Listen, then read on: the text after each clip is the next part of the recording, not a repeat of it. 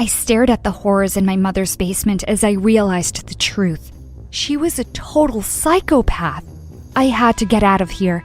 I should have never been here, and I wouldn't have been if it hadn't been for that day, the day I found out I was adopted. The revelation just came out of nowhere. I was 13 years old, running around in my house when I heard my parents arguing. They were fighting about when was the right time to tell me I was adopted, that I wasn't really their baby. This discovery threw me for a loop. I couldn't tell my parents I knew the truth, but at the same time, I felt irritated and angry at them, no matter what they said or did. After many arguments, I became distant at home and school, slowly losing my friends and pushing my family away. I just couldn't stop thinking about my real parents. I knew it was time to find them. One night when my parents went out for dinner, I snuck into their room and found my adoption papers. There was a photo of my real mother in the file. Her name was Mary. She'd given me up for adoption 15 years ago. I started searching for her on the internet, and I found a Mary who looked exactly like the woman in the picture. Wait, what? She lived in my city. Her address was only 5 miles away.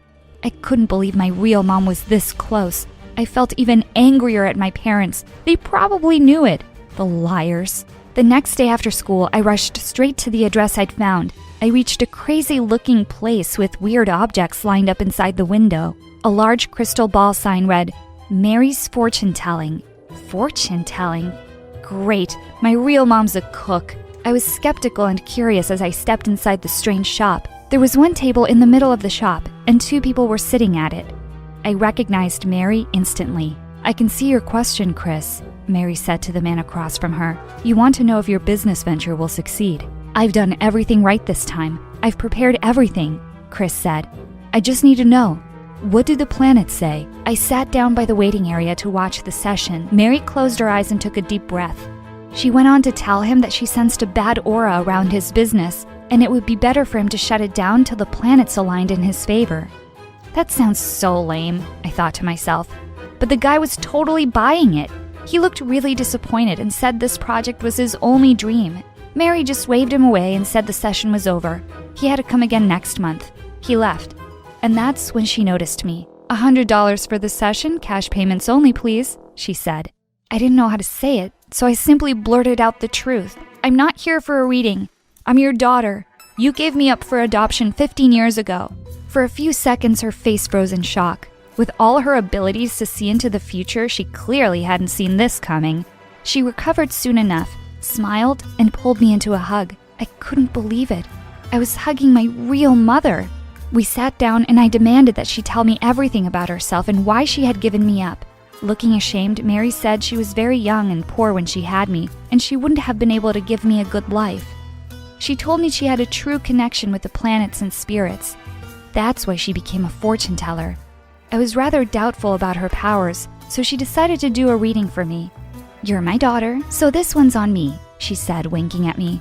I had to admit she was pretty good. She knew just by looking at my palm that my parents hadn't told me the truth about my birth. She knew that I'd been depressed and I had no friends at school. She knew my grades were falling.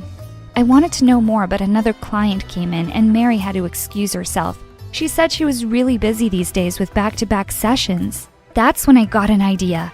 I could work here. That way I could get to know her better. She agreed. Now that I have gotten to know her better, I wish I hadn't. That week, I began to intern at Mary's. As we bonded daily and I felt happier, I stopped being irritable and began to joke around with people at school. I told them about my fortune-telling mom to seem cool and interesting. Allie, the head cheerleader, and Brandon, a football player, asked me to get them a session with Mary. I happily agreed because I really wanted to get in with the popular kids. This was my chance. A gang of cheerleaders and football players joined me as I went to Mary's shop that day. Everyone was excited to hear Allie and Brandon's future. Mary was very pleased to see new clients and began the first session right away with Allie. Allie wanted to know if she would win the upcoming fashion contest in school. No, Mary replied after reading her cards. The signs aren't in your favor. Allie was upset, but Mary refused to change her answer. Then it was Brandon's turn. He nervously asked Mary if his team would win the football game on Friday. Yes, you will win. Brandon was delighted by her reading and began to ask her more questions. Many other kids got their readings done, and it was night by the time they all left. Mary told me to go home and said she'd leave later. When I packed up my bag and looked back, Mary was no longer in the shop. I looked around, but I couldn't find her. Was this one of her powers? News of Mary's abilities spread around school. It was all everyone was talking about when the day of the fashion contest came. The contest began, and one by one, girls started to walk on the stage in high heels and dresses, smiling and waving to the crowd. Allie walked in with confidence. She'd barely taken 4 steps across the platform when her heel twisted and she came crashing down to the ground. The entire auditorium fell silent. Mary's prediction had come true. Allie had lost. I was amazed that Mary had been right. I rushed out to the parking lot to call her and tell her the news. That's when I noticed a figure in a thick coat running away from the auditorium. I squinted, but I couldn't make out who it was in the darkness. I called Mary 3 times, but she declined my calls. I assumed she was in a session and went back inside. The next afternoon, the whole school gathered in the stands for the football game. It began like any other, but then something strange happened. The quarterback of the opposing team clutched his chest. He was clearly having difficulty breathing, but he was trying to fight through it. It didn't work for long. He was off the field within a few minutes. His replacement was brought in from the bench. The other team had no chance without their star player, and our team thrashed them. It was an easy victory, and Mary had been right again. While the whole school screamed with joy, I stared at the field in amazement. Could my mother have true powers to see through time? And if she could teach me her ways, would I be able to do this too? I called Mary to tell her about the contest and the game. She wasn't surprised. She laughed and said she was never wrong. I wanted to learn to do what she did, so the next day I reached the store early so I'd have time to ask her questions. 2 people were shouting loudly in the front of the shop. They were Mary and Chris, the first client of hers I'd met. "You predicted that my business would be ruined," the man yelled. "And then you set my shop on fire to make it true. That is nonsense," Mary snapped. The man screamed that neighbors had seen someone outside his shop just minutes before the fire. Mary wore a creepy smile and said that she never predicted that his business would fail on its own. Then a large man appeared. He seemed to be a friend of Mary's. He threatened Chris until he finally fled. When Mary realized I'd seen the whole fight, she looked very displeased. "Why are you here early?" she asked me harshly. "I didn't mean to interrupt," I said. After a pause, she relaxed. "It's fine. Some people just can't handle my gift," she said. "I want to learn," I told her. "All your predictions come true, and I was hoping you could teach me how to do this." "It's not something that can be taught," she said. "There had to be some way that you knew about the game and the fashion contest. You somehow knew that guy's business would burn." "How?" I asked. She refused to answer. She said I wouldn't understand. I was disappointed, but I thought that was all there was to it, until Monday at school. Allie came to me during lunch. She said she wanted to show me something. She took me to a room where Brandon was waiting with a laptop. They played a video for me. "This is the day of the game," Brandon said. "That's the opposing team's bench. Look at what happens to the quarterback." The quarterback was drinking a sports drink.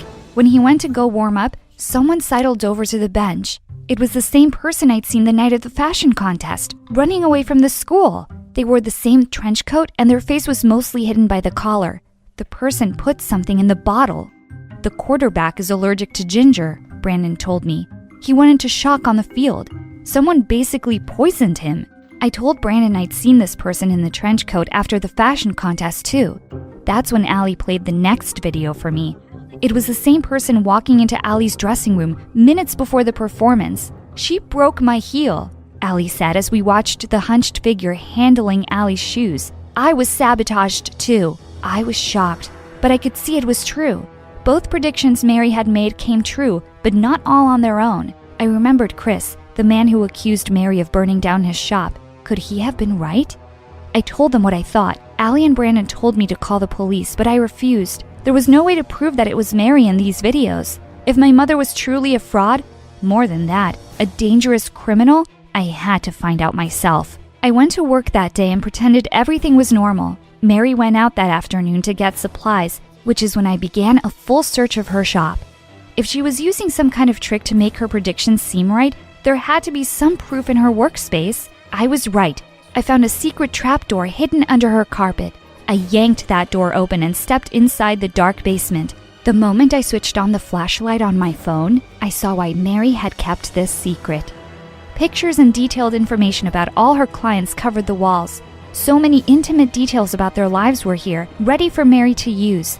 There were even police files. She knew about every single parking ticket these clients had ever gotten. I went through the papers on the table and found a report on the opposing team's quarterback. The police had driven him to the hospital once due to an allergic reaction to ginger. I also found notes about the fashion contest and a detailed diagram of the layout of my school. This was so creepy. The last file I found was mine. It clearly showed my school test results along with pictures of me fighting with my parents at home and sitting by myself at school. Mary had clearly been stalking me long before I even knew she existed. Just as I was about to faint under the weight of what I'd just discovered, I heard Mary speak behind me. "So you have found out the truth," she said. There was no way to hide what I'd found. I turned to confront her. "You were stalking me? I gave you away. I can check up on you," she said. "You gave ginger to that quarterback?" I asked. "That's how you made sure we won?" "Yes," she admitted. "It was easy to slip it into his drink." "And Allie?" I asked. "A simple broken heel," she said. I wanted to weep now. This was my mother? "Did you really set that guy's shop on fire?" I asked her. "You already knew the answer," she said with an evil grin. "You won't get away with this," I told her. "I have to report you. I have proof, and soon everyone will know what you've done." She literally cackled at me and rushed out of the basement. "I do what I have to do to survive," she said from the top of the stairs. "I always have." She slammed the trap door shut. I froze. Was I locked in? I rushed to the trap door and banged on it with all my strength. It didn't budge. I checked my phone for a signal but had nothing. I went back to banging on the door, feeling more and more frightened with every passing second. Why had Mary locked me in here? What was she going to do to me? Was she just going to leave me here to starve and die alone? That very thought terrified me so much that I screamed. I screamed and screamed, but no one heard me. I spent 4 days in that dark hole. During that time, the trapdoor only opened twice. Once when Mary threw in some candy bars and bottles of water. Before I could get up the stairs, it shut again. The water and scraps of food kept me alive until the door opened again 4 days later. It was the police. They pulled me out and I found my parents outside sobbing with relief. They hugged me tightly and wept as an officer updated me about the situation. Mary was gone. She'd packed up all her things and disappeared. Her con was up in this town, now that I knew the truth. The cops asked me to tell them how I met Mary and what I knew about her. I told them all the whole truth. My mother was crushed to hear that I'd been suffering alone. I cried at my foolishness, knowing now that I'd ignored my loving mother for a psychopath. The police officers asked my parents for my adoption papers so that they could get more details on Mary. We were all shocked when we learned that Mary had given up 10 babies for adoption in the past 15 years. She had done this under various fake names. 10 babies in 15 years? These numbers were ridiculous. If they were true, that meant I had 10 siblings out there somewhere. I wanted to track them down, and this time my parents helped me. We found one of my half-sisters, Elaine. She said she knew Mary. She'd met Mary, and then Mary had broken into her house, robbed her parents, and skipped town. I was horrified by this, but the true shock was yet to come. Elaine told me that after Mary disappeared, her parents had gotten a DNA test done. She just couldn't accept that she was related to that psycho. The test came back negative. Mary wasn't her mother, and chances were she wasn't my mother either.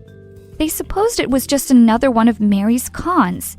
My head began to spin. Was it possible that I wasn't related to Mary at all? We did a DNA test again with some of Mary's hair found in the shop. It came back negative. Mary and I weren't related in any way. I was so relieved to learn I wasn't related to that psychopath. News of Mary kidnapping me had spread like wildfire through my school. People were a lot kinder to me now that my family struggles were known. Everyone was curious about my psycho fake mother, and while I enjoyed their attention, I still had a question in my heart. If Mary wasn't my mother, then who was? My parents helped me search, and it took them several months to find Ruth, a woman who'd given birth to a baby girl in the area where I was born, on the same day. The moment I saw Ruth, I knew I'd found her. We had the same green eyes, the same square jaw. This was my mother. My parents introduced themselves and told Ruth who I was. She was very confused. She said that her baby girl had disappeared soon after the birth. My parents asked her if she'd ever seen the baby. Tearfully, Ruth said no. When we showed Ruth a picture of Mary, she recognized her instantly. She said that Mary was the nurse who'd informed her that the baby had been stolen from the hospital. My stomach sank. That baby was me. Mary had been disguising herself as a nurse in small-town hospitals and stealing people's babies. Then she put up these babies for adoption under her own phony names.